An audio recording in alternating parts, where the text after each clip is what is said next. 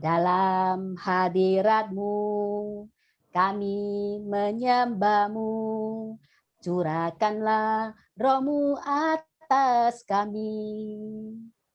Satukanlah roh kami ya Tuhan. Melambai tangan kami semuanya.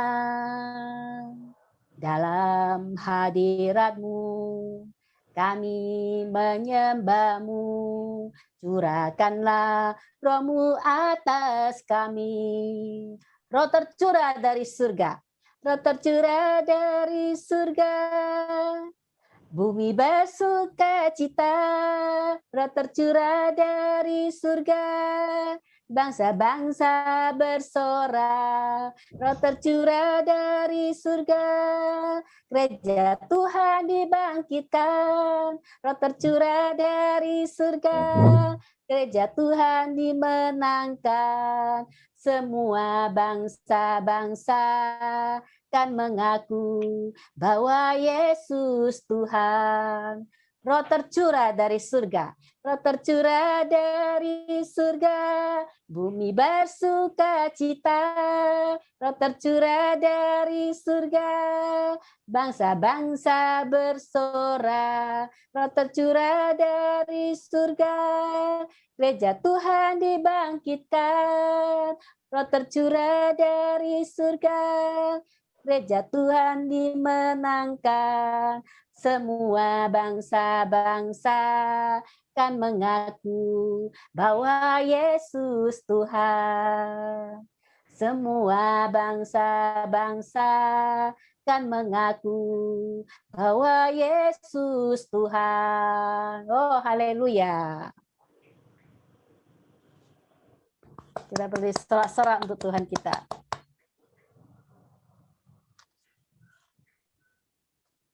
Mari kita masuk dalam doa, dalam nama Bapa dan Putra dan Roh Kudus. Amin. Bapa di surga, kami mengucap syukur dan terima kasih pada malam hari ini kami boleh berkumpul bersama untuk memuji, menyembah-Mu, mendengarkan firman-Mu, dan memuliakan nama-Mu. Semua itu adalah anugerah dan rahmat daripada-Mu bagi kami semua. Tuhan, kami mohon kiranya Engkau pimpin acara ini, biar semuanya boleh berjalan dengan lancar dari awal, pertengahan, sampai akhir.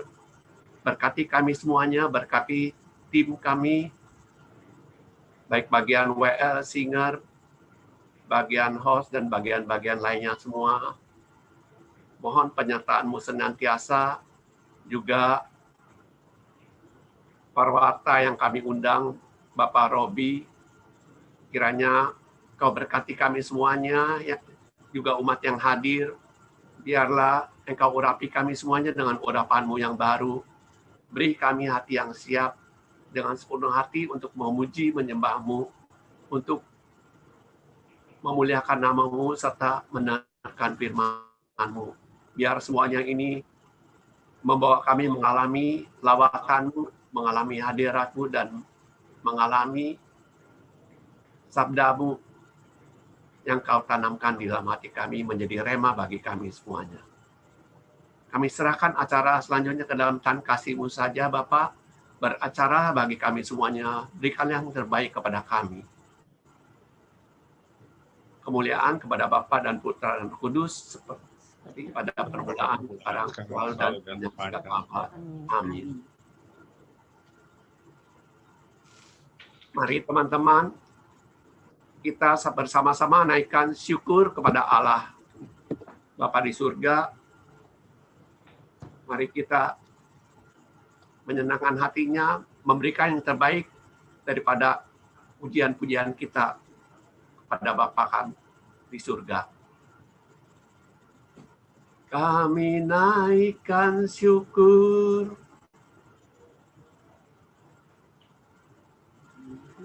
naikkan syukur padamu Yesus, sembah sujud kepadamu Tuhan, di hadapan tahta kemuliaan-Mu. ku tinggikan, ku agungkan selamanya. Naikkan syukur padamu, Yesus. Ku sembah sujud kepadamu, Tuhan. Di hadapan tahta kemuliaan-Mu, ku tinggikan, ku agungkan selamanya. Segala puji, syukur bagimu, ku tinggikan namamu selalu. Kemuliaan hanya bagimu. Terpujilah namamu. Segala puji, syukur bagimu. Ku tinggikan namamu selalu. Kemuliaan hanya bagimu. Terpujilah namamu. Terpujilah namamu. Kami naikkan syukur kepadamu, Tuhan. Kami memuliakan namamu senantiasa. Segala puji, hormat, syukur hanya bagimu, Tuhan. Terima kasih, Tuhan, buat seluruh rahmat anugerah-Mu bagi kami semua. Sebab hanya Engkaulah Allah kami, yang kami puji dan kami sembah. Terima kasih, Tuhan. Terima kasih untuk seluruh kebaikan-Mu. Oh, terima kasih, Tuhan. Terima kasih. Terima kasih, Tuhan, untuk seluruh berkat-Mu telah Kau berikan kepada kami sepanjang hari ini. Terima kasih untuk penyertaan-Mu. Terima kasih malam hari ini kami boleh Engkau kumpulkan untuk bersama-sama memuji dan menyembah-Mu. Semua itu adalah anugerah dan kemurahan hati-Mu. Terima kasih Tuhan Yesus. Terima kasih Tuhan Yesus. Terima kasih ya Bapa atas penyertaan-Mu sepanjang hari ini. Kami boleh melaksanakan segala aktivitas kami. Terima kasih ya Bapa. Terima kasih ya Bapa. Terima kasih ya Bapa. Terima kasih atas kasih setia-Mu, atas kesehatan dan perlindungan dan napas kehidupan yang boleh kami hirup hingga saat ini. Terima kasih Bapa. Terima kasih Bapa. Terima kasih Bapa. Kalau pada malam hari ini, walau saat-saat pandemi ini, kami masih bisa memuji dan menyembah Engkau di Zoom PDK Katosebuyo ini. Terima kasih Bapa. Terima kasih Bapa.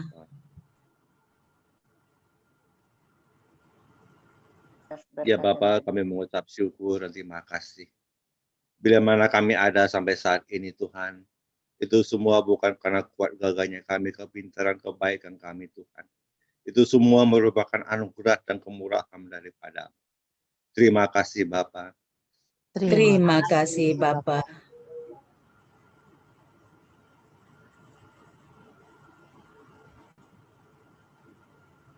Terima kasih ya Bapa atas berkat dan rezeki yang boleh kami terima daripada kemurahan-Mu.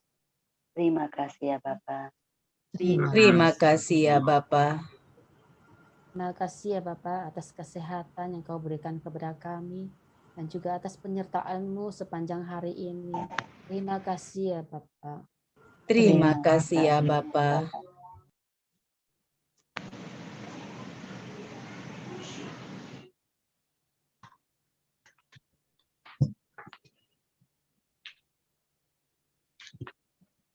Terima kasih Bapak. Masih banyak ungkapan syukur dari kami yang belum sempat kami ungkapkan, tapi kami percaya Bapa di surga mengetahui ungkapan syukur dan terima kasih kami, pribadi lepas pribadi. Bapak, seringkali kami mengalami ketakutan, mengalami kebimbangan, kesusahan, dan kecemasan, terlebih di masa pandemi ini. Tapi kami percaya kami mempunyai Allah yang sangat luar biasa. Kami mempunyai Allah yang sungguh kuasa, yang maha besar, Allah El Shaddai, yang senantiasa menjaga kami, yang senantiasa memelihara kami, dan memberkati kami, sehingga kami boleh melewati hari demi hari, dan menguatkan kami dalam kuasa doa kami sehari-hari. Bapak, Ibu, Saudara sekalian, saat ini kita mau masuk di dalam penyembahan. Kita mau menyembah Bapa kita di rumah masing-masing. Kami mengajak Bapak Ibu untuk sama-sama memuji, menyembah Tuhan kita. Karena Tuhan kita adalah Tuhan yang sangat luar biasa. Tuhan kita adalah Bapa kita yang sangat penuh kuasa. Bapa kita adalah Bapa yang El Shaddai, Allah yang maha besar. Tak usah ku takut, Allah menjagaku. Tak usah ku bimbang, Yesus peliharaku. Tak usah ku susah, Roh Kudus hiburku. Tak usah ku cemas, Dia memberkatiku. Kita ulangin. Tak usah ku takut, Allah menjagaku. Tak usah ku bimbang, Yesus peliharaku. Tak usah ku susah, Roh Kudus hiburku. Tak usah ku cemas, Dia memberkatiku. El Shaddai, El Shaddai, El Shaddai, Allah Maha Kuasa. Dia besar, Dia besar, El Shaddai mulia. El Shaddai, El Shaddai, Allah Maha Kuasa. Berkat-Nya melimpah, El Shaddai, El Shaddai, El Shaddai, El Shaddai, Allah Maha kuasa. Dia besar, Dia besar, El Shaddai mulia, El Shaddai, El Shaddai, Allah Maha Kuasa. Berkat-Nya melimpah, El Shaddai. Berkat-Nya melimpah,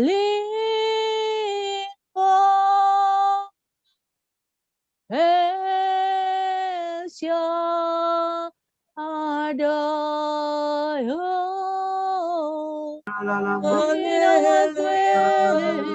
Kira papa ya rapa ya rapa Namaste. kira papa ya rapa tantara kira ya rapa Haleluya.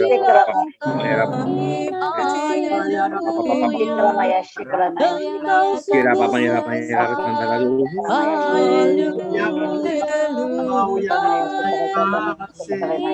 Engkau Allah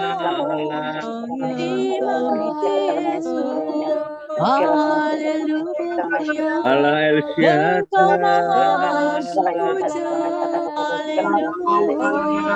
Allah yang Maha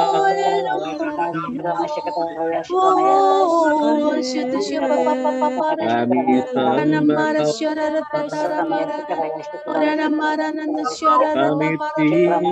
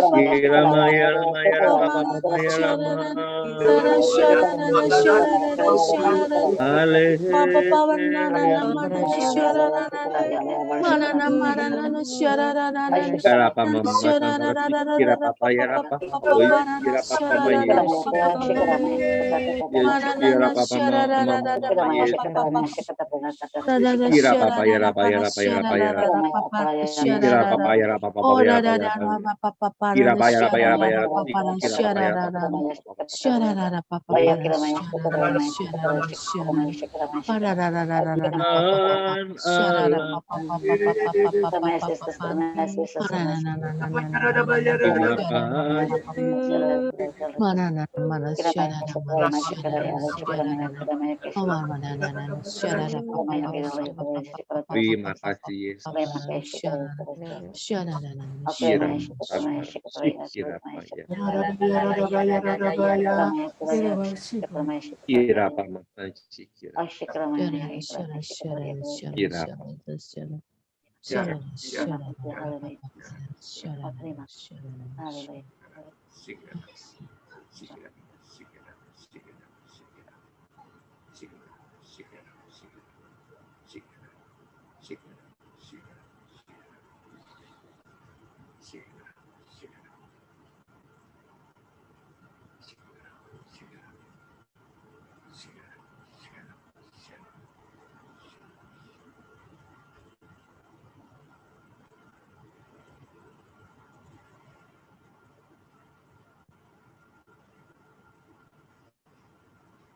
Akulah Tuhan Allahmu yang akan selalu menyertaimu saat kau susah maupun kau suka.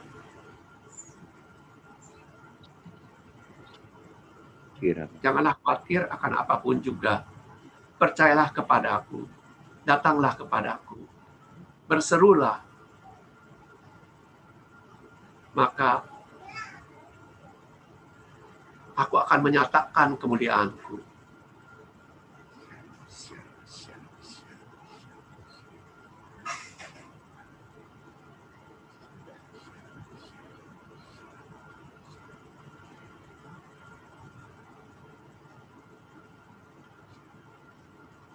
Janganlah takut anakku. Datanglah yang letih lesu dan berbeban berat. Aku akan memberi kelegaan.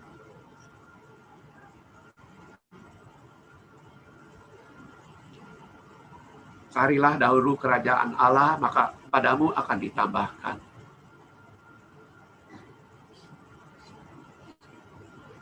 Tuhanlah gembalaku, takkan kekurangan aku. Rohku telah bersaksi, anak-anakku, saatnya engkau bersaksi.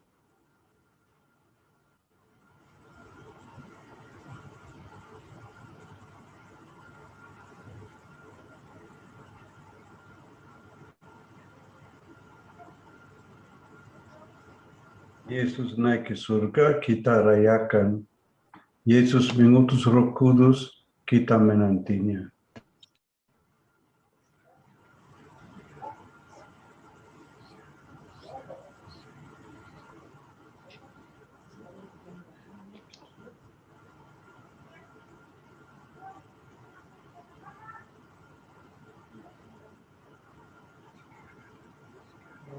Rohku akan selalu menyertaimu, kemana kau akan pergi.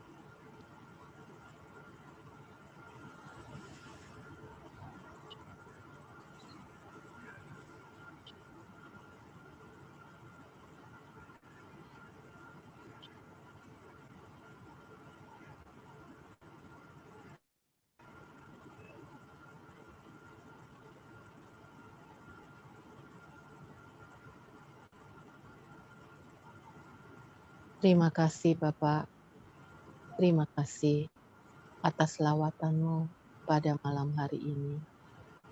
Kami percaya Engkau sudah hadir di tengah-tengah kami, mengurapi kami pribadi lepas pribadi. Sebentar lagi kami akan duduk diam di dekat kaki-Mu.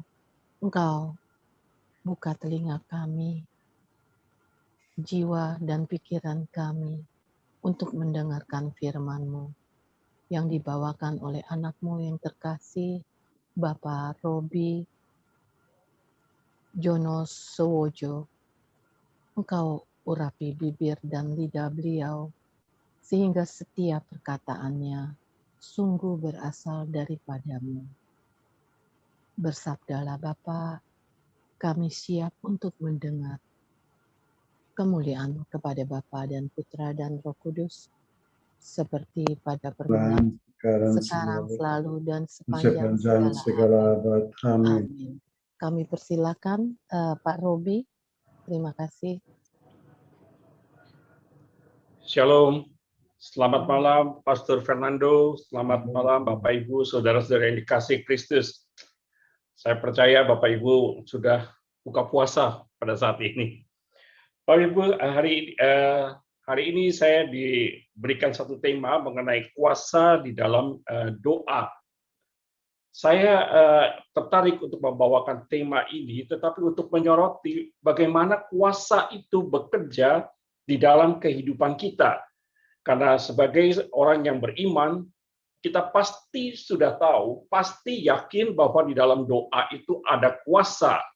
Tetapi mungkin kita tidak tidak selalu menyadari bagaimana kuasa itu bekerja di dalam kehidupan kita sehari-hari. Karena itu, Bapak Ibu, saya ingin mengajak Bapak Ibu untuk membuka membuka Alkitab kita dari kitab Yakobus bab 5 ayat 13 sampai dengan 18. Yakobus bab 5 ayat 13 sampai dengan 18. Pak Surya, apa ada teman yang bisa membantu untuk membaca? Iya Pak, saya bantu ya Pak. Silakan. Yakobus 5 ayat 13 sampai 18. Kalau di antaramu ada yang sedang susah, hendaklah ia berdoa. Kalau ada yang gembira, hendaklah ia menyanyi memuji Allah. Kalau ada yang sakit, hendaklah ia memanggil pemimpin-pemimpin jemaat. Dan hendaklah pemimpin-pemimpin itu mendoakan orang yang sakit itu dan mengolesnya dengan minyak atas nama Tuhan. Kalau doa mereka disampaikan dengan yakin, Tuhan akan menyembuhkan orang yang sakit itu dan mengampuni dosa-dosa yang telah dibuatnya. Sebab itu, hendaklah kalian saling mengakui kesalahan dan saling mendoakan supaya kalian disembuhkan. Doa orang yang menuruti kemauan Allah mempunyai kuasa yang besar. Elia sama-sama manusia seperti kita. Ia berdoa dengan sungguh-sungguh supaya hujan tidak turun.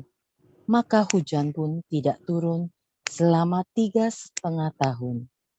Kemudian ia berdoa lagi, lalu langit menurunkan hujan, sehingga tanah memberikan hasilnya pula.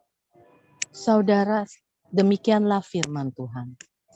Terpujilah Kristus. Bapak, Ibu, saudara-saudari yang dikasih Kristus, berdoa adalah suatu sarana komunikasi yang paling penting antara kita dengan Tuhan. Berkomunikasi adalah sesuatu yang mutlak di dalam kalau kita mau berelasi dengan seseorang, apalagi dengan Tuhan. Kita bayangkan saja kalau kita mau berelasi dengan seseorang, maka di dalam ketika kita bisa berelasi dengan baik, maka kita bisa lebih mengenal orang itu. Kalau kita mengenal orang itu, kita akan lebih juga dapat percaya kepada dia. Dan di dalam beberapa urusan di mana kita membutuhkan pertolongan, kita mau tergantung kepada dia. Tetapi kalau kita tidak banyak berkomunikasi dengan seseorang itu, kalau kita tidak punya relasi yang baik dengan dia, nah pada waktu kita sedang membutuhkan suatu pertolongan, rasanya juga tidak mudah bagi kita untuk percaya dan tergantung kepada orang itu. Nah, demikian juga ketika dalam relasi kita dengan Tuhan. Dalam hal ini, sangat penting adalah berdoa, karena di dalam doa itu ada komunikasi, cara kita berkomunikasi, ngobrol dengan Allah. Supaya kalau kita punya relasi yang baik dengan Allah, kita jadi lebih mengenal dia, dan kita juga bisa menjadi lebih percaya dan tergantung, mau menggantungkan diri kepada dia. Nah, Bapak Ibu, Yakobus mengatakan bahwa di dalam suka duka, kita juga senantiasa harus berdoa kepada Tuhan.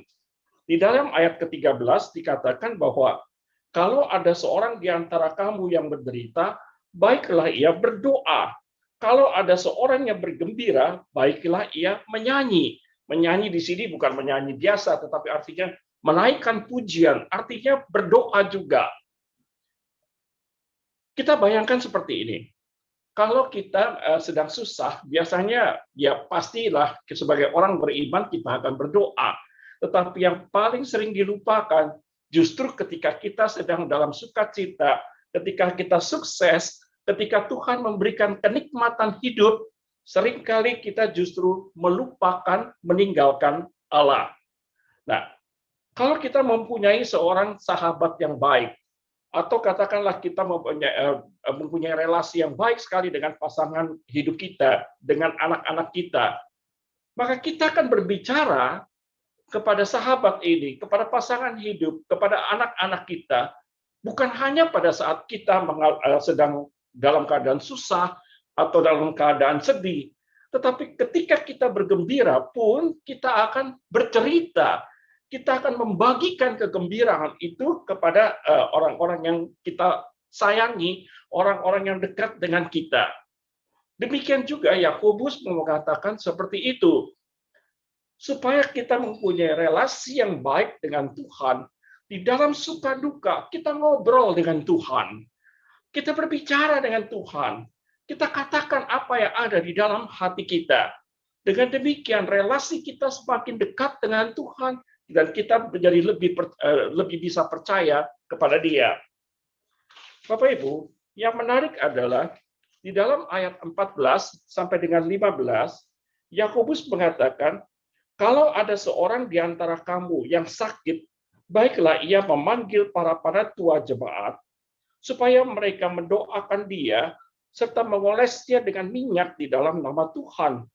Dan doa yang lahir dari iman akan menyelamatkan orang sakit itu.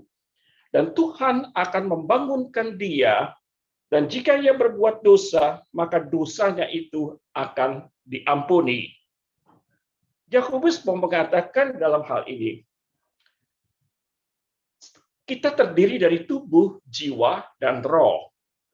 Kalau seseorang sakit, maka yang sakit bukan hanya tubuh, tetapi juga jiwa dan rohnya. Atau mungkin juga tubuh kita tidak sakit, tetapi jiwa kita yang sakit, atau mungkin juga roh kita yang sakit, sehingga kita tidak bisa berdoa. Jadi pada dasarnya, karena kita terdiri dari tubuh, jiwa, dan roh, maka yang namanya sakit itu bisa sakit tubuh, sakit jiwa, sakit roh, atau ketiga-tiganya sekaligus juga menjadi sesuatu yang mengganggu kehidupan kita. Nah, karena itu ketika orang sedang sakit fisiknya, maka dia biasanya juga sangat tidak mudah untuk berkonsentrasi, untuk sungguh-sungguh berdoa kepada Tuhan. Karena itu Yakobus mengatakan, di dalam keadaan kita sedang sakit, kita membutuhkan teman-teman untuk mendukung doa kita. Karena saat itu mungkin jiwa dan roh kita sedang tertekan, jiwa dan roh kita membuat, karena fisik kita tidak sehat, membuat kita tidak bisa berkonsentrasi penuh kepada Tuhan, untuk berserah kepada Tuhan. Kita membutuhkan dukungan teman-teman agar apa yang kita doakan, agar apa yang kita kehendaki sebenarnya di dalam diri kita sungguh dapat diangkat ke hadapan Tuhan melalui teman-teman ini.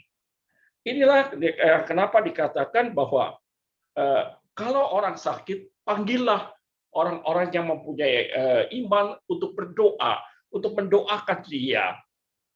Nah, yang menarik juga dikatakan oleh Yakobus bahwa doa orang yang lahir dari iman akan menyelamatkan orang yang sakit itu.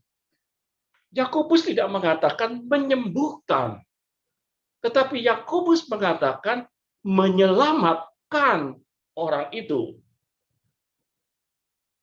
Kata-kata yang dipakai oleh Yakobus dalam hal ini mengingatkan kita akan suatu kejadian ketika Yesus berada di sebuah pinggir kota, dan di situ ada 10 orang kusta yang berteriak-teriak kepada Kristus, "Guru, kasihanilah kami, Guru, kasihanilah kami." Artinya mereka meminta, berseru-seru memohon agar Yesus menyembuhkan mereka dari penyakit kusta itu. Kita tahu bahwa pada saat itu Kristus tidak menghampiri dan menjamah mereka, tetapi dari kejauhan Yesus hanya mengatakan kepada mereka agar mereka pergi untuk menunjukkan diri mereka kepada para imam. Maksudnya apa? Pada waktu itu, kalau orang sakit kusta, dianggap sebagai dia orang yang dikutuk oleh Tuhan. Kenapa? Karena sakit kusta pada saat itu tidak diketahui penyebabnya apa, dan bisa menjangkiti banyak sekali orang dari semua kalangan. Kita bisa membandingkan penyakit kusta pada waktu itu seperti penyakit kalau orang yang terkena COVID-19. Virus ini dapat menyerang semua orang. Kita juga tidak tahu persis sebenarnya penyebabnya apa, dan orang bisa menganggap, mempunyai gambaran bahwa orang yang terpapar COVID ini adalah orang yang dikutuk oleh Tuhan. Sama seperti orang kusta pada waktu itu, orang yang terpapar COVID juga diasingkan.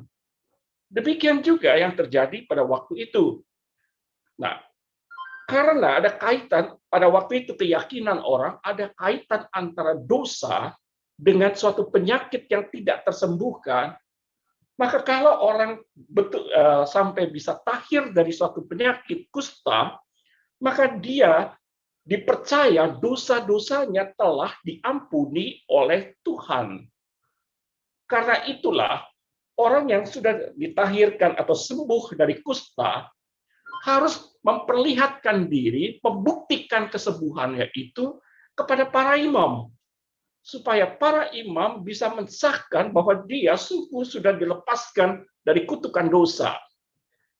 Bapak Ibu, singkat cerita bahwa 10 orang itu, meskipun belum disembuhkan pada saat Yesus mengatakan pergilah, tetapi mereka percaya, dan di tengah jalan, mereka ternyata mengalami pentahiran, bukan kesembuhan saja. Yang 9 orang cepat-cepat mempercepat jalannya untuk pergi kepada para imam, supaya mereka dibebaskan dari kutukan-kutukan, artinya dari larangan-larangan tidak boleh bergaul dengan masyarakat, bisa berkumpul lagi dengan sanak keluarga, bisa bergembira. Tetapi ada 1 orang yang ketika sadar bahwa dia sembuh, maka dia tidak melanjutkan perjalanan ke para imam, tetapi dia berbalik kepada Kristus. Sepanjang jalan itu dia memuji-muji Yesus dan memuji-muji Allah, dan kemudian ketika dia bertemu dengan Kristus, dia tersungkur di hadapan Kristus. Bapak Ibu, apa yang dikatakan oleh Kristus kepada orang itu pada saat itu? Mari kita lihat Lukas bab 17 ayat yang ke-19. Lukas 17 ayat 19. Silakan Bu. Ya. Lukas 17 ayat ke-19.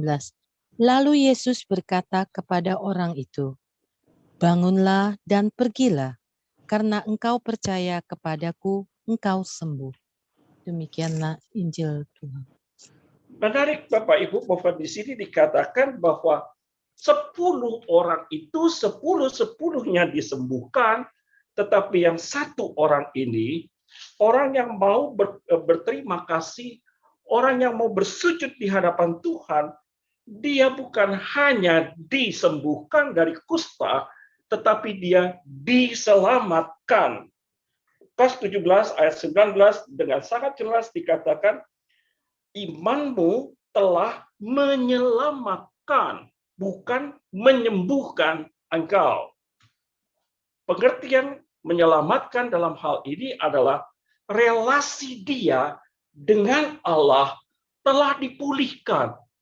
Dengan demikian, kebahagiaan dia, kebahagiaan karena dapat menikmati kasih Tuhan, dapat mensyukuri kebaikan Tuhan, jauh melebihi kegembiraan hanya, dalam tanda kutip, hanya karena suatu kesembuhan penyakit fisik. Imanmu telah menyelamatkan. Nah, Yakobus mengutip kata-kata ini dengan mengatakan bahwa kalau orang sakit, ada orang yang sakit, kemudian didoakan oleh orang-orang yang beriman, maka dia mungkin akan dengan kuasa Tuhan disembuhkan dari sakit penyakit, tetapi yang pasti dengan doa-doa teman yang penuh dengan iman, orang itu akan diselamatkan. Lepas dari sembuh atau tidak sembuh dari penyakit fisiknya, relasi dia dengan Allah dapat dipulihkan sehingga dia dapat menerima apapun yang Tuhan akan berikan atau apapun yang Tuhan kehendaki kepada dia. Bapak Ibu saudara-saudara yang dikasihi Kristus, Yakobus kemudian mengutip kejadian di dalam Perjanjian Lama.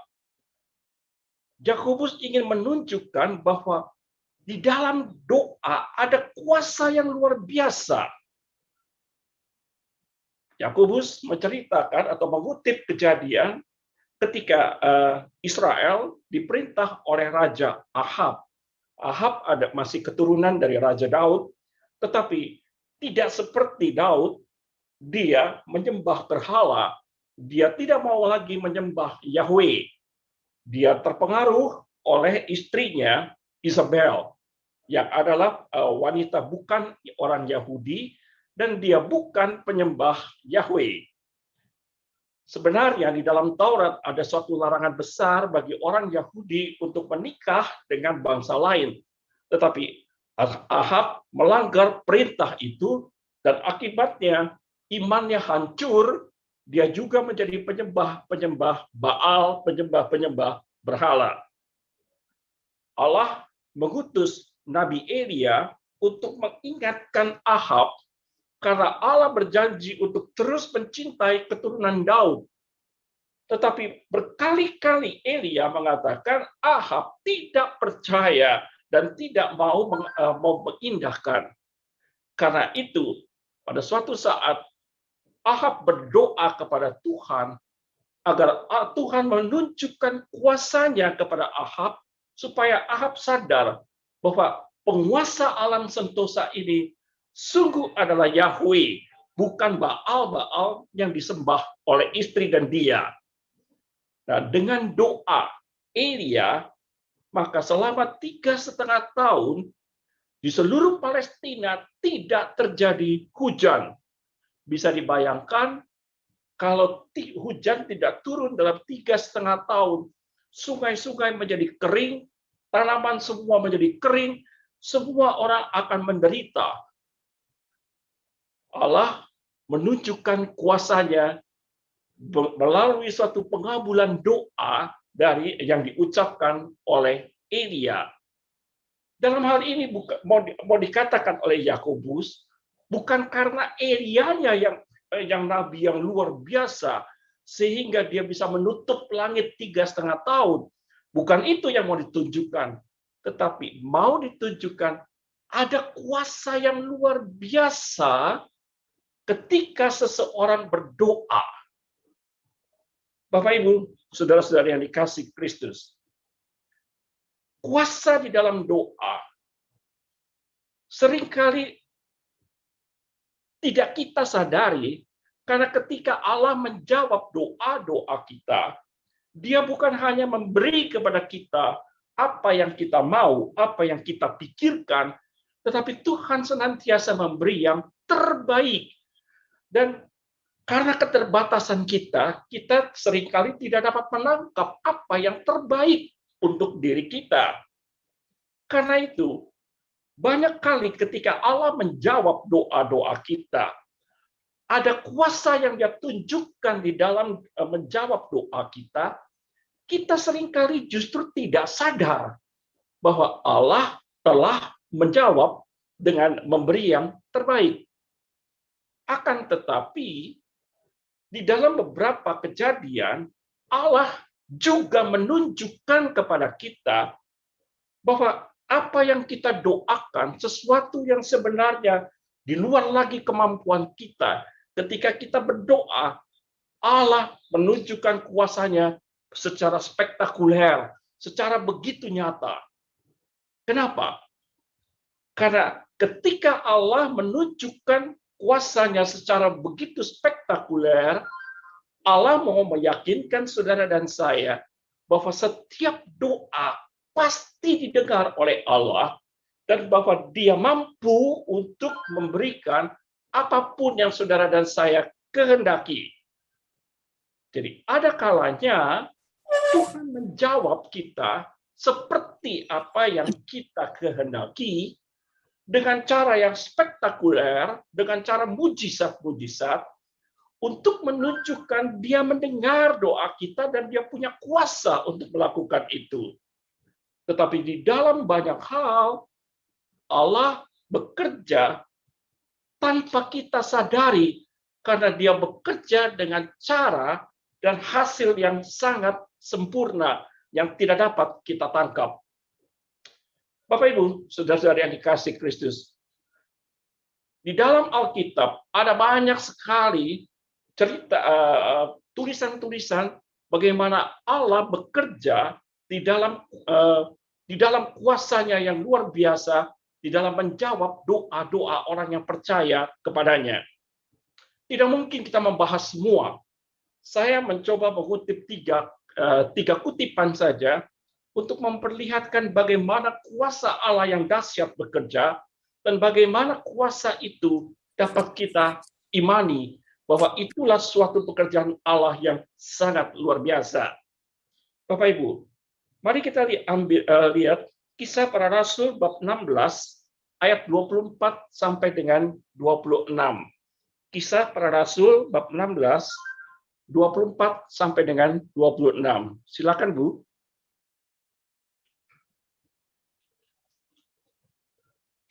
Halo. Bentar Pak. 24 sampai 26. Kisah Para Rasul bab 16 ayat 24 sampai 26. Karena perintah itu, kepala penjara itu menahan mereka di kamar penjara yang paling dalam dan membelenggu kaki mereka pada balok. Kira-kira tengah malam, Paulus dan Silas sedang berdoa dan menyanyikan puji-pujian kepada Allah. Orang-orang tahanan yang lainnya pun sedang mendengarkan mereka menyanyi. Tiba-tiba terjadi gempa bumi yang hebat sekali, sampai pondasi penjara itu pun turut berguncang. Semua pintu penjara terbuka dan rantai-rantai yang membelenggu semua orang tahanan pun terlepas. Bapak Ibu, saudara-saudari yang dikasih Kristus, di Filipi, Paulus yang ditemani oleh Silas dengan kuasa Roh Kudus dapat mempertobatkan banyak orang, membuat mereka menjadi percaya kepada Kristus. Nah, tetapi ketika dia mewartakan Injil Kristus di sana, ada seorang wanita yang dipercaya sebagai dukun, sebagai orang paranormal, orang yang bisa meramalkan segala macam dan juga bisa dalam tanda kutip menyantet orang. Dia dalam banyak kesempatan ketika Paulus mengajar, dia ada di dekat Paulus dan dia mengucapkan kata-kata yang mengganggu sekali ketika Paulus berkhotbah. Karena itu, Paulus dengan kuasa Yesus, di dalam nama Yesus, mengusir roh yang menguasai wanita itu. Roh yang menguasai penenung itu, tukang santet itu. Dengan kuasa Kristus, maka roh itu lenyap dari si ibu ini, dan akibatnya dia kehilangan kemampuannya untuk meramal, untuk menyantet, untuk menjadi dukun-dukun yang waktu itu diandalkan, terutama oleh orang-orang yang mampu membayar dia. Nah, karena dia tidak lagi punya kuasa seperti itu, orang-orang yang biasa menggunakan jasa dia ya untuk satu tujuan tertentu, untuk menyantet lawannya atau untuk bertanya apa yang akan terjadi dan sebagainya, mereka kehilangan pegangan karena si ibu ini sudah tidak punya lagi kuasa untuk itu. Karena itu, orang-orang kaya, penguasa-penguasa yang biasa menjadi langganan si ibu ini menjadi sangat marah kepada Paulus, dan mereka kemudian berkolaborasilah dengan para penguasa dan menuduh bahwa Paulus ini adalah orang asing yang datang ke Filipi dan membuat kekacauan di kota itu. Akibatnya, Paulus dan Silas ditangkap dan dimasukkan ke dalam penjara. Dikatakan dia dimasukkan ke dalam penjara dengan penjagaan yang kuat, karena orang-orang itu pun yakin atau mereka juga takut karena ternyata Paulus mampu untuk mengusir kuasa atau roh yang ada pada ibu itu. Bapak Ibu, kita bayangkan kalau kita menjadi Paulus dan Silas, mereka datang ke Filipi bukan atas kehendak mereka sendiri, bukan untuk jalan-jalan, tetapi karena Roh Kudus yang menuntun mereka datang ke tempat yang belum pernah mereka kunjungi sebelumnya. Tetapi apa yang mereka dapati? Ternyata awalnya bagus, awalnya memberikan hasil, tetapi kemudian mereka ditangkap dan di penjara itu mereka disiksa. Tangan mereka diborgol, kaki mereka diikat, Bisa dibayangkan sengsaranya mereka ada di dalam penjara seperti itu. Tetapi apa yang dilakukan oleh Paulus dan Silas? Sekalipun mereka mengalami siksaan secara fisik, mereka tidak mengeluh. Mereka tidak mengomel kepada Tuhan. Tetapi dikatakan pada malam hari, pada tengah malam, mereka menaikkan pujian. Mereka memuji-muji Allah. Dan ketika mereka memuji-muji Allah dengan sepenuh hati, semua ikatan-ikatan di tangan mereka, di kaki mereka lepas. Pintu-pintu penjara terbuka. Dan mereka bisa keluar dari penjara itu tanpa kurang suatu apa. Bapak Ibu, saudara yang dikasihi Kristus, apa yang dapat kita tangkap dalam hal ini? Ketika saudara dan saya sedang menghadapi situasi di mana kita penuh dengan kekhawatiran, atau pada saat kita mengalami penderitaan, entah karena ekonomi, karena masalah rumah tangga, entah karena apapun, tetapi kalau saudara dan saya tetap percaya kepada Tuhan, kita tidak menyalahkan Allah, kita tidak mengeluh kepada Allah, kita tetap beriman bahwa Allah selalu memberi kita yang terbaik, sehingga kita tetap mau bersyukur, memuji Dia, maka kuasa Allah akan bekerja, melepaskan segala keterikatan saudara dan saya, dari kekhawatiran, dari ketakutan, dari ketidakberdayaan. Tuhan membuka pintu keluar, membuka jalan bagi orang yang tetap percaya kepada Dia. Bapak Ibu, saudara-saudari yang dikasihi Kristus, saya ingin memberikan satu kesaksian dari seorang teman. Katakanlah namanya Yandi. Kejadiannya sebenarnya sudah agak lama juga.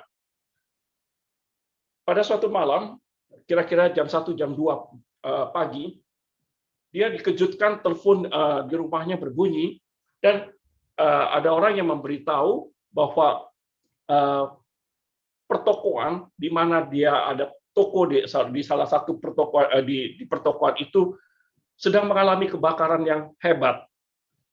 Yang bagian yang terbakar itu adalah satu blok persis di belakang ruko dia. Ketika dia mendengar kabar seperti itu, dia menjadi sangat takut. Bahkan dia katakan lemas, kaki, tangan dia tiba-tiba merasa lemas. Kenapa?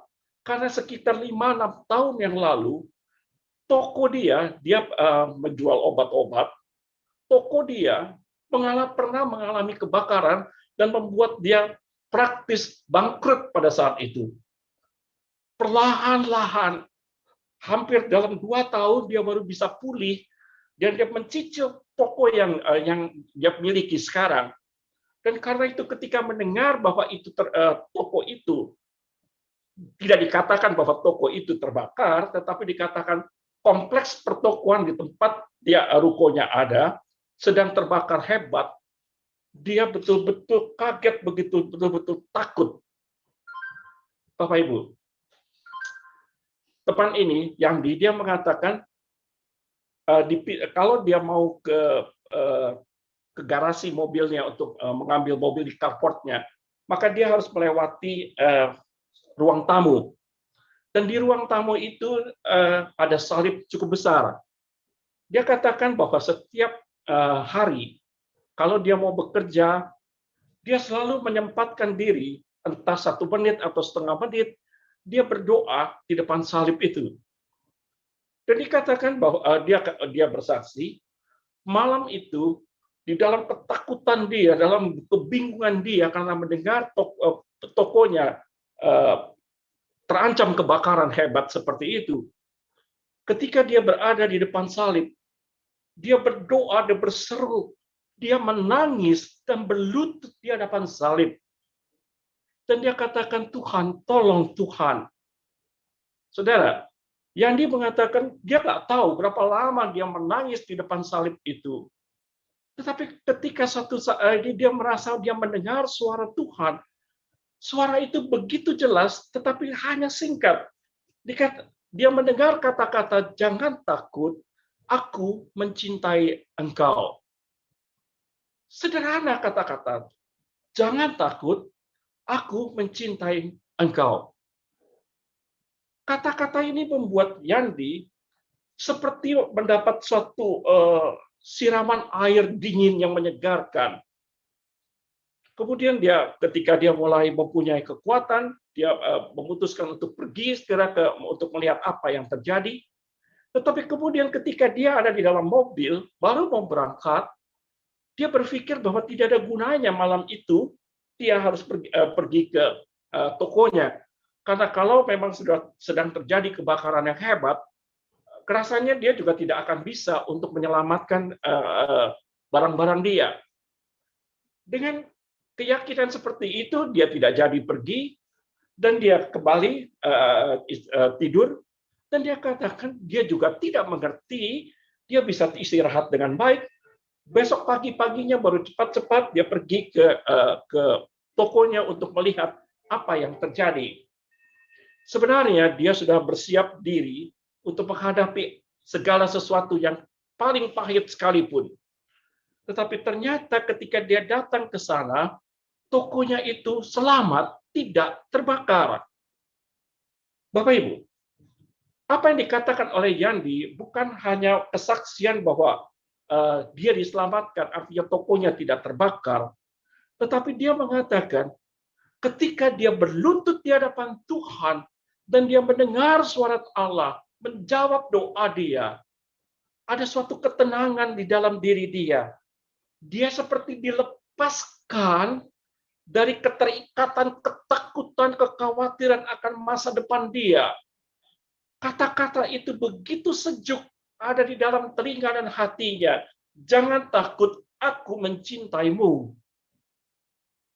Bapak Ibu, apa yang saya mau katakan dalam hal ini? Kuasa Allah bekerja melalui doa dari kepenuhan hati Yandi ini, dan apa yang dia alami adalah dia mengalami dilepaskan dari keterikatan, kekhawatiran, ketakutan, kebingungan dia. Doa membuat kita bisa menghadapi segala sesuatu dengan damai, dengan jernih. Dan inilah kuasa doa yang seringkali tidak kita begitu sadari. Yang kedua, mari kita lihat Kisah Para Rasul bab 9 ayat 36 sampai dengan 41. Kisah Para Rasul bab 9 36 sampai 41. Silakan, Bu. Di Yope ada seorang wanita bernama Tabita. Ia seorang yang percaya kepada Yesus.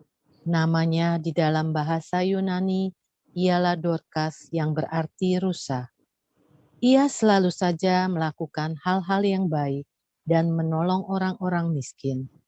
Pada waktu itu ia sakit lalu meninggal dunia. Setelah jenazahnya dimandikan, ia diletakkan di kamar yang di atas. Yope tidak seberapa jauh dari Lida. Jadi, pada waktu pengikut-pengikut Yesus di Yope mendengar Petrus berada di Lida, mereka mengutus 2 orang pergi kepada Petrus dengan pesan ini, "Cepat-cepatlah datang kemari." Petrus langsung bangun dan mengikuti mereka. Setibanya di sana, ia dibawa ke kamar yang di atas. Semua janda di situ menggerumuni Petrus sambil menangis dan menunjukkan kepadanya baju-baju dan jubah-jubah yang dijahitkan Dorcas untuk mereka waktu ia masih hidup. Petrus menyuruh mereka semuanya keluar, lalu ia berlutut dan berdoa. Setelah itu, ia menghadap jenazah Dorcas dan berkata, "Tabita, bangun." Maka Dorcas membuka mata, dan ketika ia melihat Petrus, ia duduk. Lalu Petrus memegang tangannya dan menolong dia berdiri. Kemudian Petrus memanggil orang-orang percaya di situ bersama-sama dengan janda-janda itu, lalu menyerahkan Dorcas yang sudah hidup itu kepada mereka. Terima kasih. Bapak Ibu Saudara-saudara dikasih Kristus, Petrus adalah seorang nelayan biasa, seorang nelayan di antara banyak nelayan di Danau Galilea. Ketika Kristus naik ke surga, kemudian mempercayakan penggembalaan umatnya, penggembalaan domba-dombanya kepada Petrus, maka Petrus dipenuhi oleh Roh Kudus. Dia tidak hanya menunggu dan berdoa di tempat dia berada, tetapi ketika sudah memungkinkan, dia pergi mengunjungi umatnya. Dia pergi mengunjungi untuk melihat, untuk mendoakan atau untuk menyemangati domba-domba yang dipercayakan kepada dia. Dan dikatakan di sini bahwa ketika dia di Lydia, kemudian ada orang yang mengatakan bahwa ada seorang pengikut Kristus yang terkenal baik, dan dia juga adalah orang yang kaya, Dorcas ini, ternyata baru saja meninggal. Petrus diundang untuk datang ke tempat itu, mungkin maksudnya adalah untuk memberi penghiburan kepada keluarganya, memberikan penghiburan kepada orang-orang yang kehilangan orang yang begitu baik. Tetapi apa yang dilakukan oleh Petrus ketika dia ada di sisi pembaringan jenazah, dia berlutut dan berdoa. Apa yang terjadi? Ternyata orang Dorcas yang telah meninggal itu dapat dihidupkan kembali. Petrus seorang nelayan, tetapi dengan kuasa doa, dia dapat membangkitkan kembali orang yang sudah meninggal. Bapak Ibu, ini adalah kuasa doa yang luar biasa. Petrus tidak melakukan hal-hal yang kata-kata yang sensasional. Dia berlutut dan berdoa. Dan kuasa itu, kuasa yang luar biasa dapat terjadi.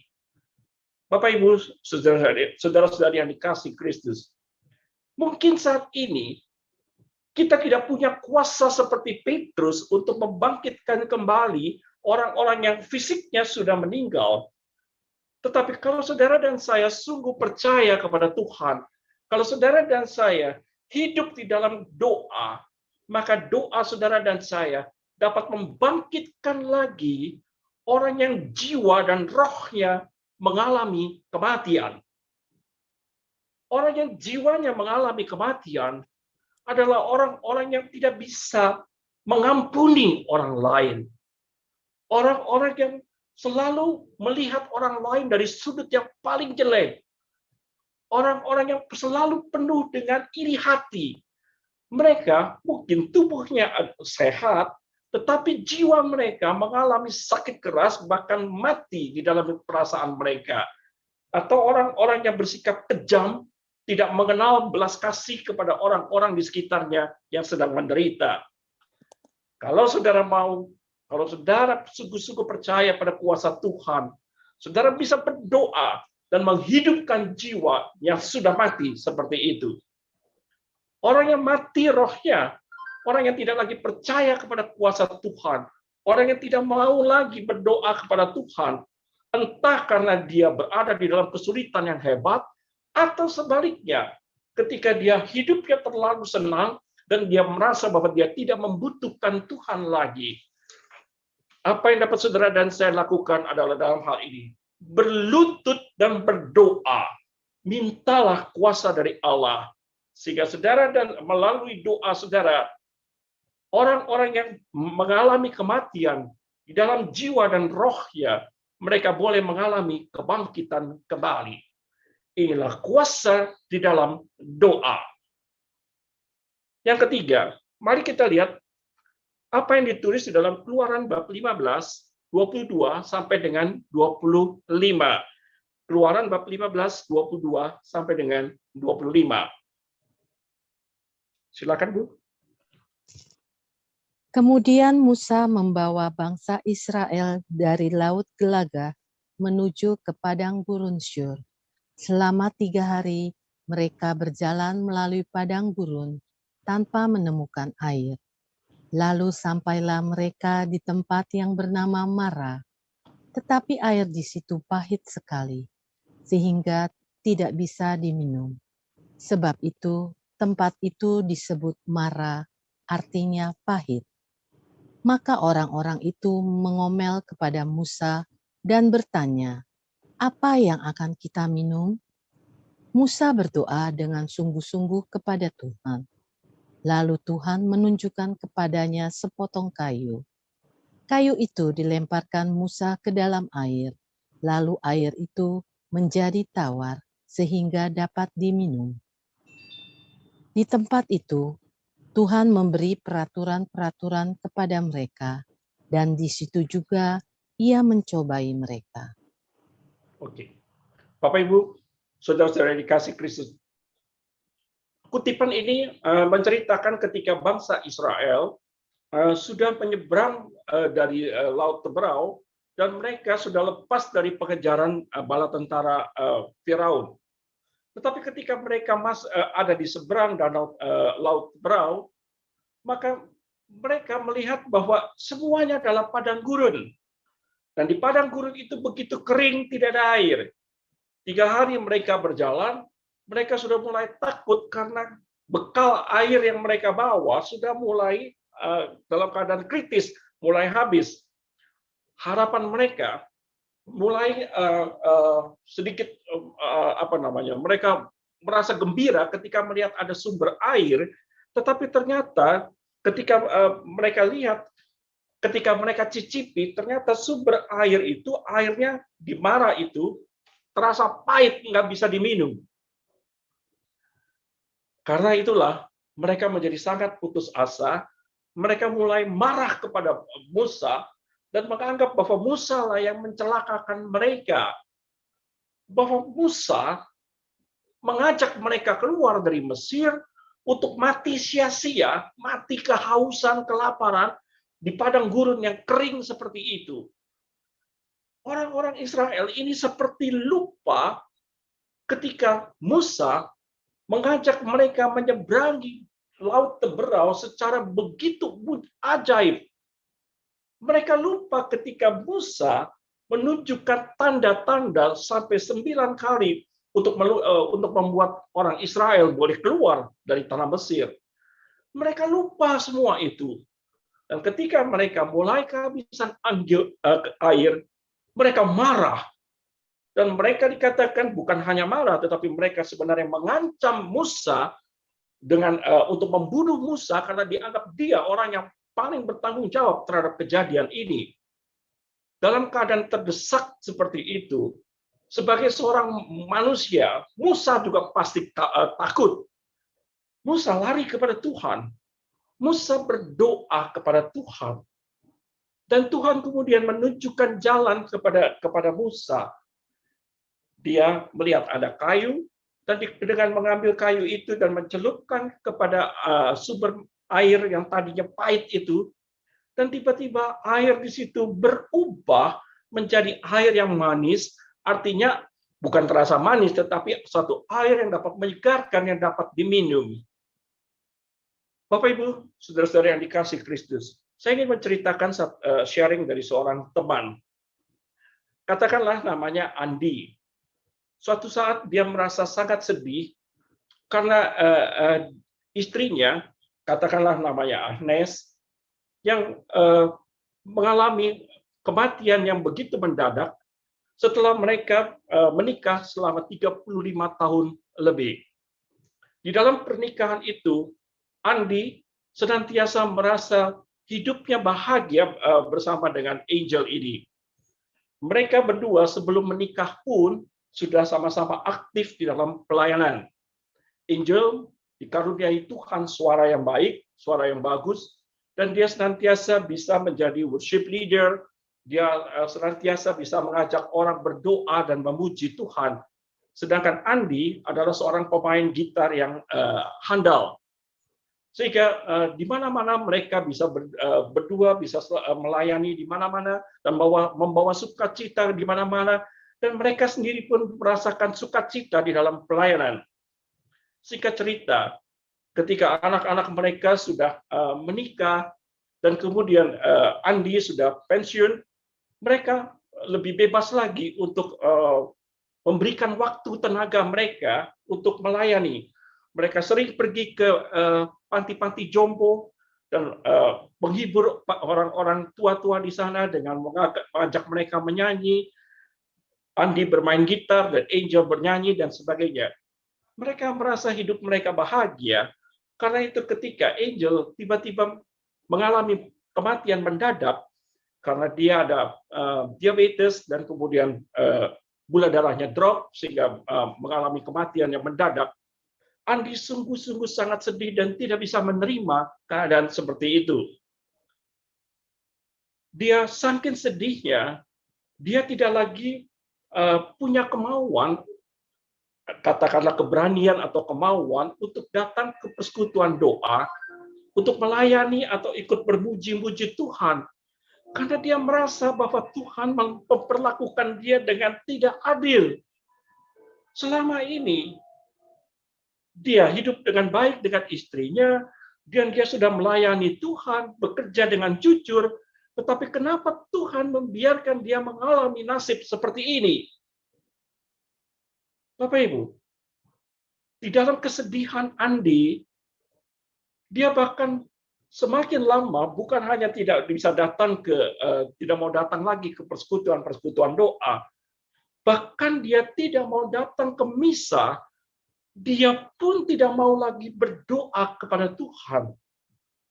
Hatinya patah. Dia merasa bahwa Tuhan tidak adil terhadap dia. Bapak Ibu, suatu kali di hari ulang tahun istrinya, sekalipun istrinya sudah meninggal, teman-teman persekutuan doa dia secara memaksa datang ke rumah Andi. Dan pada waktu itu mereka bersama-sama mengajak dalam tanda kutip memaksa Andi untuk ikut di dalam puji-pujian, dan mereka sengaja menyanyikan lagu-lagu yang sering sekali dinyanyikan oleh Angel. Ketika firman sudah ditaburkan, kemudian teman-teman mendoakan Andi dengan menumpahkan tangan kepada dia. Dan ketika mereka berdoa dan mereka berbahasa roh, berdoa dalam bahasa roh, Andi seperti mendapatkan sesuatu yang luar biasa dari Roh Kudus yang membuat dia sangat menangis dengan sangat hebat, dan dia merasa bahwa seperti beban itu begitu berat di hati dia. Tetapi sesaat kemudian setelah dia menangis, mulai terasa ringan, terasa semuanya menjadi seperti lebih menyenangkan. Dan di saat seperti itu, dia seperti mendengar suara Tuhan, dan Tuhan mau mengatakan kepada dia, apakah engkau mau mengatakan kepadaku bahwa lebih baik engkau tidak pernah menikah dengan Angel, sehingga engkau tidak mengalami kesedihan seperti ini? Tuhan berbicara kepada Andi, apakah dengan kesedihanmu seperti ini, dengan kemarahanmu seperti ini, apakah engkau mau mengatakan lebih baik engkau tidak pernah ketemu dengan Angel, tidak pernah menikah dengan Angel, sehingga engkau tidak pernah mengalami kebahagiaan bersama Angel, dan saat ini engkau tidak mengalami kesedihan? Atau kemudian juga Tuhan mengatakan, ataukah engkau menyesal bahwa selama 35 tahun ini engkau mengalami suatu kehidupan rumah tangga yang harmonis? Apakah engkau lebih menyukai kehidupan yang penuh dengan ketegangan, sehingga ketika istrimu meninggal, engkau tidak kehilangan dia? Bapak Ibu, ketika Andi seperti mendengar suara Allah seperti itu, dia betul-betul menangis dan dia resting in the spirit. Dan sesudah dia sadar, dia mengalami suatu pencerahan yang luar biasa. Dia sadar bahwa dia tidak pantas berlaku seperti itu kepada Tuhan. Tuhan sudah memberi dia sesuatu yang sangat indah, 35 tahun kehidupan yang indah bersama dengan Angel, dan tidak sepantasnya dia menyesali Tuhan. Bapak Ibu, apa yang mau saya katakan? Ketika teman-teman Andi berdoa, Tuhan tidak membuat suatu mujizat sehingga Angel bisa hidup kembali. Tidak. Tuhan juga tidak membuat mujizat sehingga tiba-tiba Andi tidak merasa sedih lagi. Tidak. Yang Tuhan lakukan adalah merubah cara berpikir dan sikap hati Andi dalam menghadapi kesedihan karena kematian istrinya yang dia sangat cintai. Inilah kuasa doa. Allah bisa mengabulkan apa yang kita kehendaki, seperti katakanlah yang dilakukan oleh Petrus ketika dia menghidupkan kembali Dorcas. Tetapi Allah juga dapat menunjukkan kuasanya dengan mengubah cara berpikir dan sikap hati kita dalam menghadapi persoalan-persoalan yang sangat menyedihkan atau yang sangat mengecewakan kita. Inilah kuasa doa. Dan jangan mengatakan bahwa Allah tidak bekerja kalau apa yang kita harapkan tidak terjadi seperti apa yang kita pikirkan. Bapak Ibu, saudara-saudara yang dikasih Kristus, apa yang saya mau katakan, apa yang saya mau ajak Ibu Bapak untuk renungan pada malam hari ini. Doa adalah sarana komunikasi kita yang sangat-sangat penting di dalam kehidupan kita. Karena di dalam doa kita berkomunikasi, kita berelasi dengan Tuhan. Semakin kita sering berdoa, di dalam suka dan duka, semakin kita dapat mengenal Allah, semakin kita dapat mencintai Allah, semakin kita dapat berserah dan merasakan betapa Tuhan sungguh mencintai kita. Di dalam doa, sungguh ada kuasa. Kuasa itu, ada 3 kuasa yang tadi kita renungkan bersama. Yang pertama adalah kuasa di mana Allah melepaskan keterikatan kita kepada kekhawatiran-kekhawatiran akan di dalam menghadapi persoalan-persoalan kehidupan kita. Seperti Allah telah membuat Yandi yang tokonya terancam kebakaran merasa begitu tenang ketika dia mendengar suara Allah. Jangan takut, aku mencintaimu. Allah tidak menjanjikan bahwa jangan takut bahwa tokomu tidak terbakar. Tidak. Allah hanya mengatakan, percayalah, jangan takut, aku mencintaimu. Sehingga Yandi dalam kesaksiannya dapat mengatakan, ketika dia mendengar itu dan dia menangkap janji Allah, dia siap untuk menerima apapun yang Tuhan biarkan terjadi pada dia. Kuasa doa melepaskan kita dari ketakutan, kekhawatiran di dalam menghadapi masa-masa yang akan datang. Saat ini kita ada di dalam pandemi COVID-19. Ada banyak orang yang hidup di dalam ketakutan yang luar biasa karena takut terpapar. Ada juga orang yang merasa begitu takut karena ekonomi yang sedang kacau balau karena COVID seperti ini. Tetapi marilah, sebagai orang-orang yang beriman, kita percaya Tuhan tidak jauh dari kita. Tuhan mencintai kita.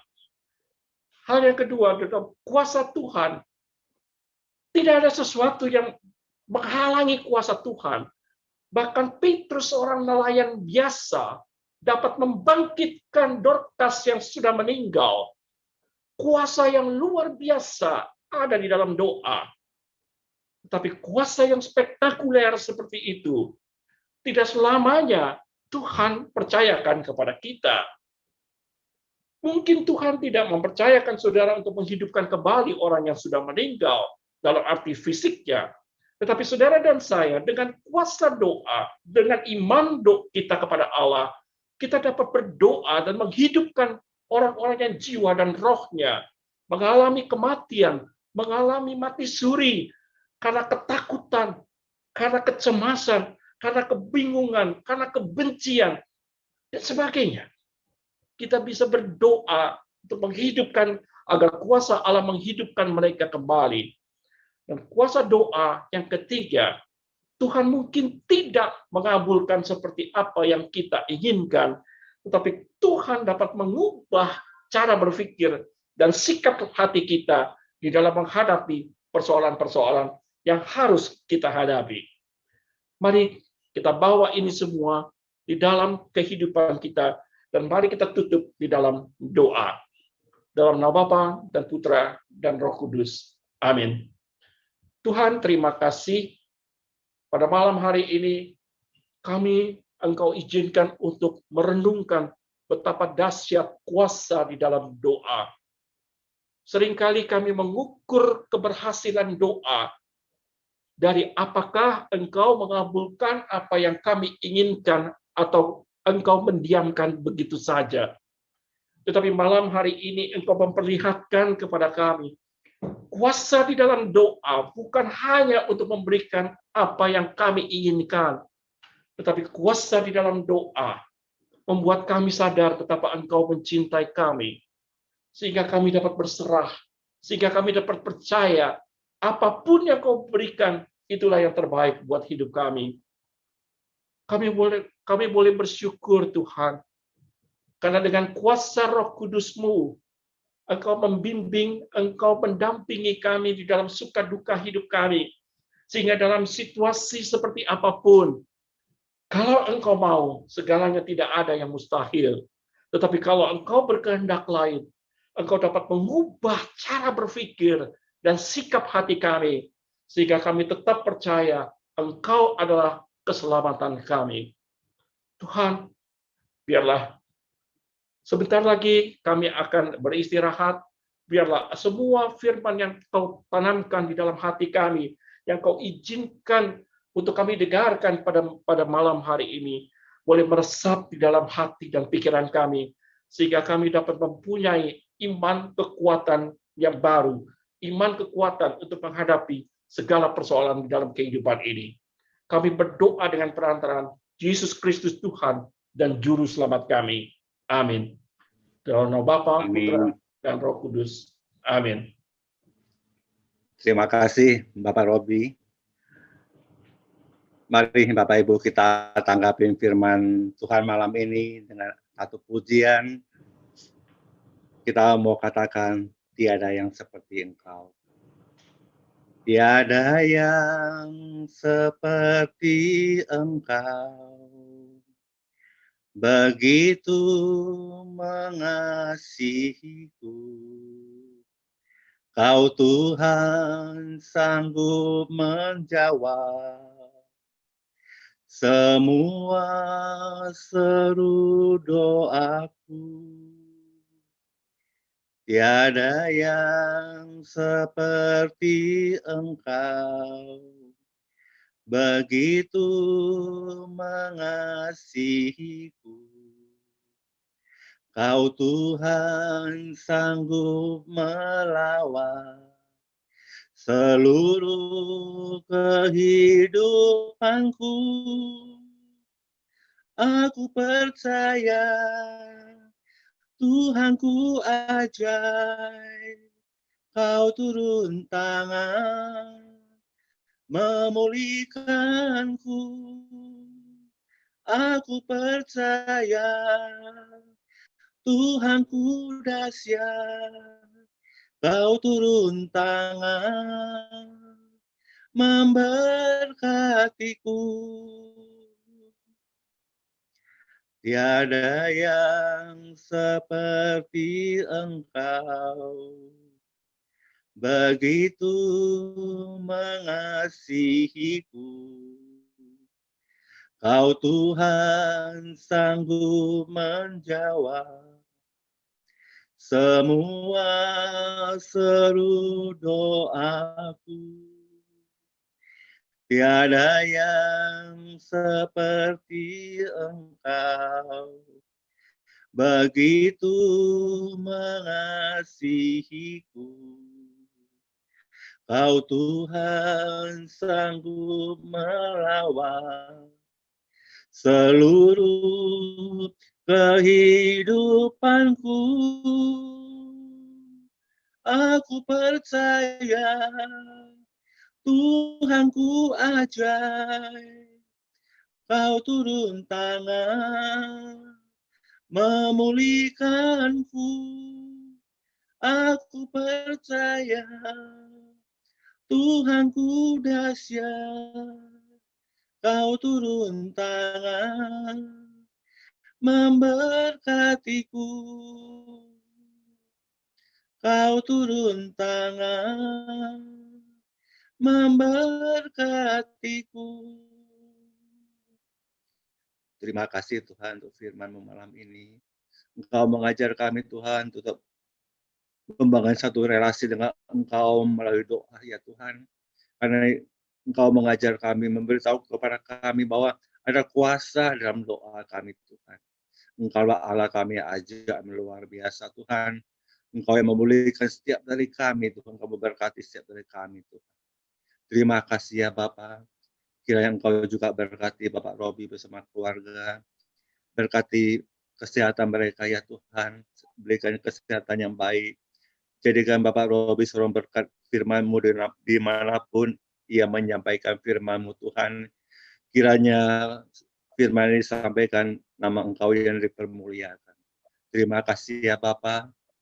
Dan saat ini Tuhan, dengan segala kerendahan hati kami mohon belas kasihan-Mu Tuhan. Kami sehati sepakat naikkan wujud-wujud doa permohonan kami dengan perantaraan Tuhan Yesus Kristus. Dan inilah wujud-wujud doa kami ya Tuhan. Ya Bapa, kami berdoa untuk para pastor dan para suster yang ada di paroki kami, senantiasa diberi perlindungan dan kesehatan yang baik dan sukacita dalam melayani umat. Marilah kita mohon. Kabulkanlah Tuhan. Ya Bapak, kami juga mau berdoa untuk kedamaian jiwa dan keselamatan jiwa Ibu Lucia Limpin Hung yang baru Engkau panggil 6 hari yang lalu. Engkau kiranya ampuni segala dosa dan kesalahan Ibu Lucia dan memberikan tempat yang baik, kehidupan kekal di surga. Marilah kita mohon. Kabulkanlah doa kami ya Tuhan.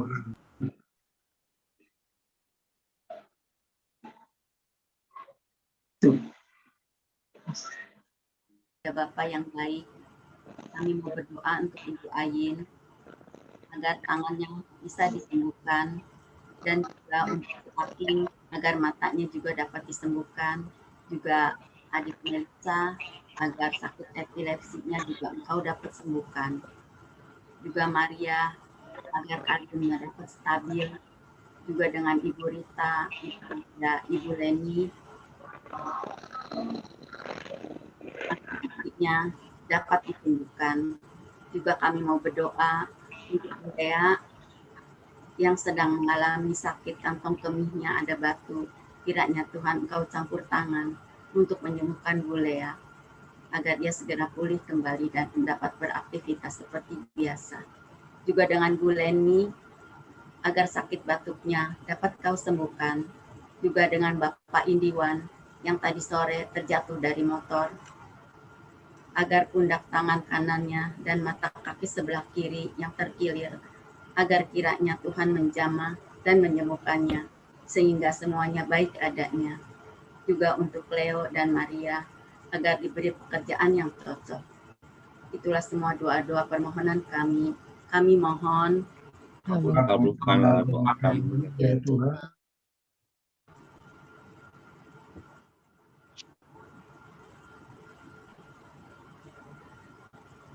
Bapak, kami juga ingin berdoa untuk seorang ibu yang sangat mendambakan anaknya untuk memberi nafkah kepadanya. Kiranya Engkau menjamah anaknya Tuhan untuk ingat kepada ibunya. Kami mohon. Kabulkanlah doa kami ya Tuhan. Bapak, kami mohon perlindungan-Mu bagi paus kami, Paus Fransiskus, juga para uskup dan para pastor, serta semua biarawan dan biarawati. Kiranya Kau berikan mereka kesehatan yang baik, terlebih di saat pandemi ini. Biar mereka semuanya selalu berada di bawah perlindungan-Mu dan tetap dapat melayani umatnya dengan setia, dengan rendah hati dan penuh kasih. Juga bagi para rohani-rohaniwan yang mengalami sedang sakit, kiranya Engkau ulurkan tangan-Mu, memberikan pertolongan kepada mereka, ketabahan, kekuatan, dan dapat kesembuhan. Kami mohon, Kabulkanlah doa kami ya Tuhan.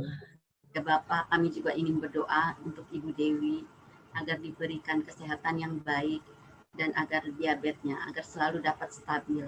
Kami mohon. kabulkanlah doa kami ya Tuhan. Ya Bapak, kami juga berdoa untuk para tenaga medis yang saat ini masih berjuang untuk mengobati pasien COVID di rumah sakit. Engkau senantiasa berikan mereka kesehatan dan perlindungan dari virus COVID-19. Dan juga untuk pasien COVID yang masih dirawat baik di rumah sakit maupun yang isoman di rumah. Kiranya Bapa mohon belas kasih-Mu, Engkau berikan mereka pemulihan dan kesembuhan.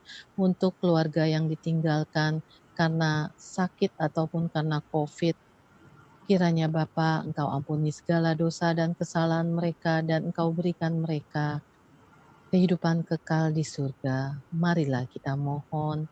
Kabulkanlah doa kami, Tuhan.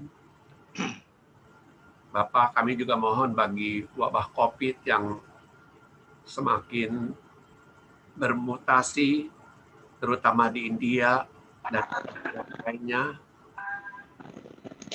Kami mohon ulur tangan-Mu, belas kasih-Mu, dan kerahiman-Mu, biar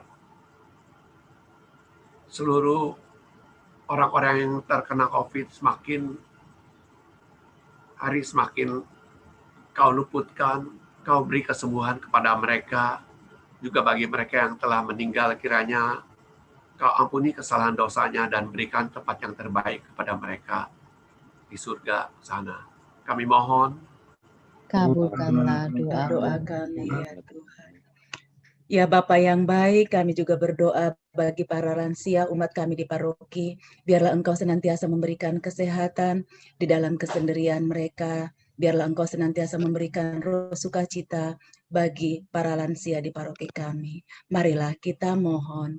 kabulkanlah doa kami ya Tuhan. Ya Bapak, kami juga berdoa untuk anak-anak kami yang saat ini masih berjuang dalam penyelesaian skripsinya. Kiranya mohon belas kasih-Mu, mohon urapan Roh Kudus-Mu, Kau mampukan mereka untuk menyelesaikan skripsi dengan cepat dan juga boleh disidang, lulus dari sidang dan boleh diwisuda secara online maupun offline. Marilah kita mohon. Kabulkanlah doa kami ya Tuhan. Setiap orang yang memohon doa khusus, berkat khusus dalam kemalangan mereka, khususnya anak yang terganggu, orang yang stroke, dan yang masih membawa dendam dari orang lain. Sekiranya karena doa-doa kami ya Tuhan, Engkau memberikan keringanan dan memberikan cahaya dalam kehidupan mereka. Kami mohon. Kabulkanlah doa kami ya Tuhan. Ya Bapa, sudilah Engkau memupuk semangat persaudaraan antar warga masyarakat kami. Jauhkanlah masyarakat kami dari perpecahan. Bapa, jadikanlah kami alat-Mu untuk menggarami masyarakat dengan cinta dan semangat persaudaraan yang sejati. Marilah kita mohon. Kabulkanlah doa kami ya Tuhan. Ya Bapak, kami juga mau berdoa untuk KEP Angkatan ke-13 yang akan dilaksanakan pada bulan Agustus mendatang. Kiranya Bapak, Engkau boleh ketuk setiap hati umat-Mu untuk mengikuti KEP dan untuk menjadi bagian dari kegiatan di paroki maupun di lingkungan. Marilah kita mohon. Kabulkanlah doa kami ya Tuhan.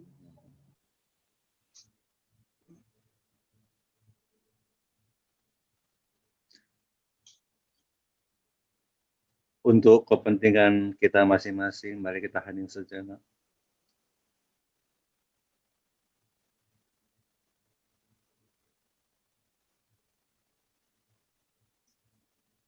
Marilah kita mohon.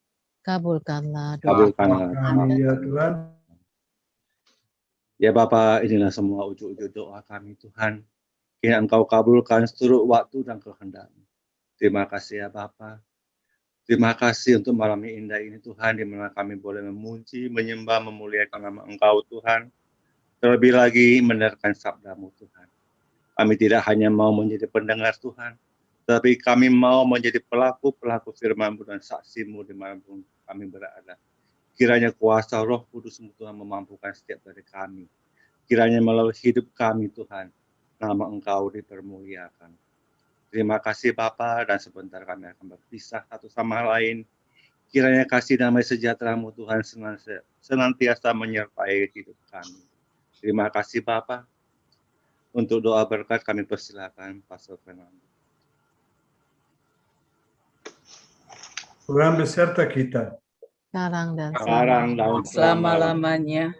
Semoga kita semua dibimbing berkat Allah yang Maha Kuasa, yang membawa kita kepada menciptakan dunia baru dalam diri kita dan dalam lingkungan hidup kita. Demi nama Bapa dan Putra dan Roh Kudus. Amin. Amin. Terima kasih Pastor, terima kasih Pak Robi. Mari kita dengarkan beberapa pengumuman. Pengumuman untuk Senin depan, berhubung Hari Raya Idul Fitri, kita libur 1 hari, dan Senin tanggal 24 Mei, firman akan dibawakan oleh Ibu Eni Yulianti. Kami undang saudara-saudara sekalian semuanya untuk hadir di dalam acara PDKK tanggal 24 nanti, sama-sama memuji menyembah Tuhan dan mendengarkan firman Tuhan, dan yang akan semakin menambah iman kita dan mengalami lawatan hadirat Tuhan. Terima kasih. Saya tambahkan ya kalau boleh, ingat tanggal 23 hari Pentakosta. Oh ya.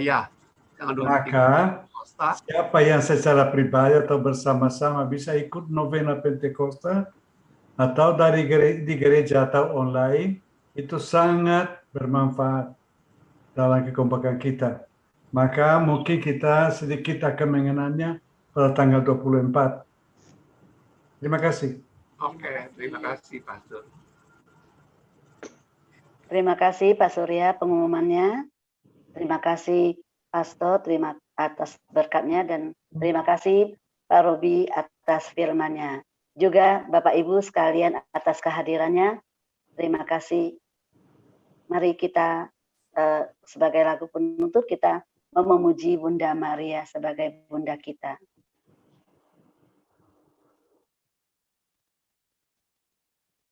Engkau yang dipilih Allah Bapa di surga untuk melahirkan putranya yang kudus. Bunda Kristus, Bunda Sang Penebus segala dosa manusia. Bunda Maria, perawan yang tiada bernoda, kasih-Mu bersinar putih, tiada bercela. Engkau Bunda Almasih yang diangkat ke surga penuh kemuliaan. Ave Maria, Ave Maria. Terpujilah Bunda, terpuji nama-Mu sepanjang segala masa. Ave Maria,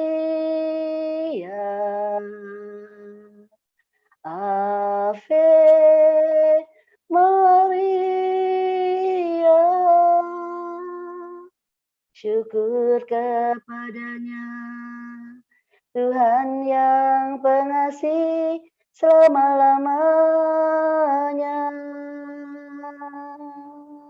Syukur kepadanya, Tuhan yang pengasih selama-lamanya. Terima kasih, sampai ketemu 2 minggu yang akan datang. Tuhan memberkati. Bisa, amin. Minum lama habis itu banyak buru-buru sehat Tuhan.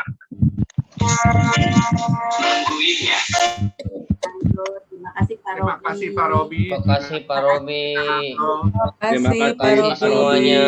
Ibu Kalia, Ibu Dewi, semuanya Bapak Ibu Saudara. Bu Mindi. Terima kasih Bu Betty. Terima kasih Ada Ci Eni. Terima kasih Pak Robi, Pak Terima kasih Bu Vera. Bu Terima kasih Bu Dewi Tini, Bu Iren, Bu Meliana, Kendri, Terima kasih juga. Pak Iren. Terima kasih Leo. Pia, Ibu Leni, Leo, Levina, Ibu Magdalena, Pak Willy. Thank you Leo. Yanti, Sukri. Sampai berjumpa 2 minggu Terima kasih mendatang. semuanya. Tuhan berkati. Enrik, makasih. Bu Iren, makasih.